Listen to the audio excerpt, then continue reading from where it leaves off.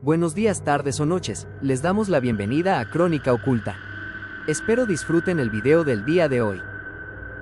En 1993, en una región remota de Alaska rodeada de bosques densos y montañas cubiertas de nieve, comenzó a operar una instalación que con el tiempo se convertiría en uno de los proyectos científicos más controvertidos del planeta. Su nombre era HAARP, Programa de Investigación de Aurora Activa de Alta Frecuencia. Un conjunto de antenas metálicas alineadas en una cuadrícula geométrica perfecta, apuntando hacia el cielo como si intentaran comunicarse con algo invisible. Oficialmente, HAARP tenía un objetivo claro: estudiar la ionosfera. Esa capa de la atmósfera situada entre aproximadamente 60 y 1000 kilómetros de altitud, cargada eléctricamente por la radiación solar, responsable de fenómenos como las auroras boreales y fundamental para la propagación de ondas de radio. Extraoficialmente, para millones de personas, HAARP era algo mucho más inquietante. Un arma climática, un sistema de control mental, un generador de terremotos, un instrumento militar secreto capaz de alterar el planeta. La distancia entre la explicación científica y la percepción pública fue creciendo con los años, alimentada por el secretismo militar, la estética intimidante de la instalación y una serie de coincidencias históricas que parecían demasiado oportunas. Para entender el fenómeno HAARP, primero hay que entender el contexto en el que nació. La Guerra Fría no solo fue una carrera armamentística nuclear, fue también una competencia tecnológica en comunicaciones, radares, vigilancia y manipulación del espectro electromagnético.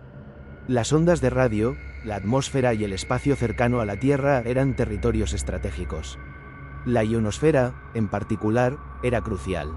Refleja y refracta señales de radio de alta frecuencia, permitiendo comunicaciones a larga distancia. Pero su comportamiento no es estático. Cambia con la actividad solar, con la hora del día, con tormentas geomagnéticas. Comprenderla significaba mejorar comunicaciones militares, navegación y detección de misiles. HAARP fue concebido como una herramienta para estudiar esa capa atmosférica enviando ondas de alta frecuencia desde Tierra hacia la ionosfera, creando pequeñas perturbaciones controladas y observando los resultados. La instalación original consistía en 180 antenas dispuestas en una matriz de aproximadamente 13 hectáreas. Podía emitir hasta 3,6 megavatios de potencia en radiofrecuencia, concentrados en un haz dirigido hacia arriba. Esa cifra, 3,6 megavatios, fue el primer detonante de sospechas. Para el público general, megavatios suena a energía masiva, a centrales eléctricas, a destrucción, pero en términos físicos, aunque es una potencia significativa para transmisiones de radio, está muy lejos de la energía necesaria para alterar sistemas meteorológicos globales o provocar terremotos. Sin embargo, el problema no era solo técnico, era institucional. HAARP fue financiado inicialmente por la Fuerza Aérea y la Marina de Estados Unidos. La participación militar fue suficiente para que el proyecto quedara automáticamente envuelto en sospecha. Porque cuando un proyecto científico está vinculado a defensa, el público tiende a asumir que hay aplicaciones ocultas. Durante los primeros años, la información disponible era limitada. Comunicados técnicos, publicaciones académicas especializadas y visitas restringidas. Nada que explicara en lenguaje sencillo qué se hacía exactamente en ese bosque de antenas metálicas.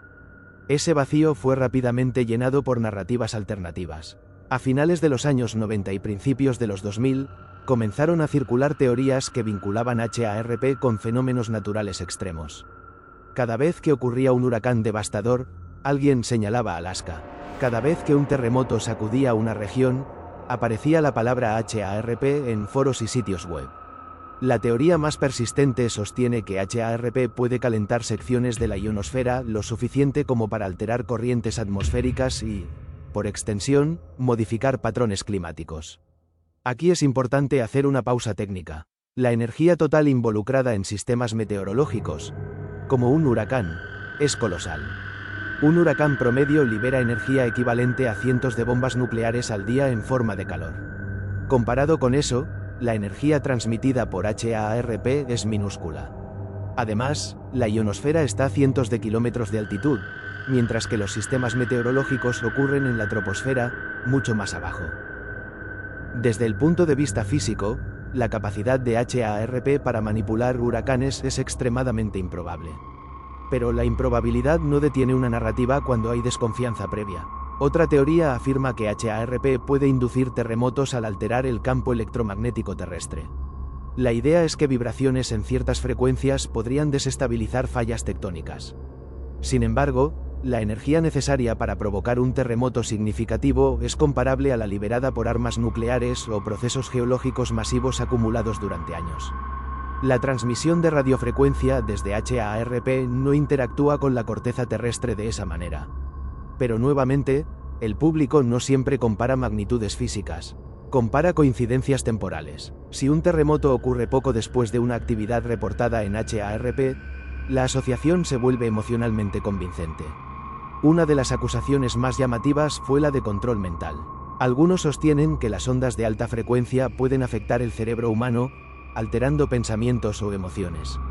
La realidad científica indica que las frecuencias utilizadas por HARP están destinadas a interactuar con la ionosfera, no con sistemas biológicos a nivel individual. Además, la intensidad en superficie es insignificante comparada con la radiación solar diaria. Sin embargo, la palabra frecuencia, combinada con militar, crea una narrativa potente. En 2014, la Fuerza Aérea anunció que dejaría de financiar HARP. El proyecto parecía terminar. Para algunos, fue una prueba de que había sido una operación secreta que ya había cumplido su propósito. En realidad, la Universidad de Alaska Fairbanks asumió la administración de la instalación. Se abrió parcialmente a investigadores civiles. Se realizaron jornadas de puertas abiertas. Pero la percepción pública no cambió, porque el mito de HARP ya no dependía de su funcionamiento real. Dependía de la idea de que el clima se está volviendo más extremo, de que los gobiernos ocultan información, de que existen tecnologías desconocidas. En ese contexto, HARP se convirtió en un símbolo de manipulación atmosférica, un símbolo de militarización de la ciencia, un símbolo de desconfianza institucional. Sin embargo, dentro del ámbito científico, HARP ha producido investigaciones legítimas sobre fenómenos ionosféricos, comunicaciones en regiones polares y física de plasma. Los experimentos consisten en enviar pulsos controlados de radiofrecuencia y medir la respuesta ionosférica con radares y sensores. No hay evidencia pública verificable de aplicaciones ofensivas. Pero aquí aparece una dimensión interesante. Aunque muchas teorías sobre HARP son técnicamente improbables, la historia moderna sí incluye programas militares secretos que durante años fueron negados. Proyectos de vigilancia, experimentos de inteligencia, operaciones encubiertas. Esa memoria histórica alimenta la sospecha, porque si en el pasado hubo programas secretos reales, ¿por qué no podría haber uno ahora? El problema es que la carga de la prueba se invierte. En ciencia, se necesita evidencia para afirmar. En conspiración, la ausencia de evidencia puede interpretarse como evidencia de ocultamiento. Cada vez que ocurre un evento climático extremo, las búsquedas sobre HARP aumentan. El patrón es constante: huracanes, incendios forestales, sequías. El proyecto se convierte en una explicación alternativa en un mundo donde el cambio climático es complejo y multifactorial. El atractivo psicológico es claro. Es más sencillo imaginar una máquina que controla el clima que aceptar procesos globales distribuidos, emisiones acumuladas y sistemas caóticos difíciles de visualizar. HARP ofrece un villano concreto. Una instalación visible, antenas alineadas, una ubicación remota, un nombre técnico intimidante. Todo eso construye narrativa. Sin embargo, al analizar datos técnicos disponibles públicamente, no hay pruebas verificables de que HARP haya alterado el clima, provocado terremotos o influido en poblaciones humanas. Lo que sí ha hecho es convertirse en uno de los casos más emblemáticos de cómo un proyecto científico puede transformarse en mito global. Y aquí es donde la historia se vuelve más profunda. HARP no es solo un proyecto, es un espejo que refleja la desconfianza hacia instituciones, hacia gobiernos, hacia tecnología avanzada. En un mundo donde la información circula sin filtros, un documento técnico puede convertirse en prueba de conspiración si se interpreta fuera de contexto. La estética también importa. Las antenas de HARP, altas y uniformes, parecen salidas de una película de ciencia ficción.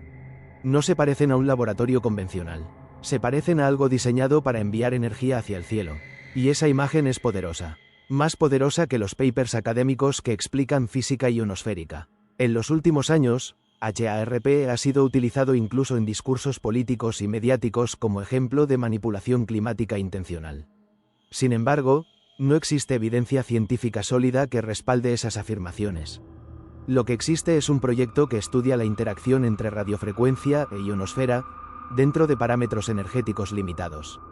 Pero el mito no desaparece, porque el mito no depende de la física, depende de la percepción. Hoy, más de 30 años después de su creación, HARP sigue activo en investigaciones académicas. Ha realizado transmisiones experimentales coordinadas con radioaficionados. Ha sido objeto de estudios revisados por pares, y aún así, para millones de personas, sigue siendo un arma secreta. La pregunta final no es si HARP puede controlar el clima. La pregunta es por qué tantas personas creen que puede hacerlo. La respuesta está en la intersección entre tecnología incomprendida, historia de secretismo gubernamental y ansiedad global frente a fenómenos naturales cada vez más intensos. HARP es un proyecto real. Las teorías son narrativas, y entre ambos existe una brecha que no se cierra con datos técnicos. Se cierra con confianza, y la confianza, en el mundo moderno, es el recurso más escaso.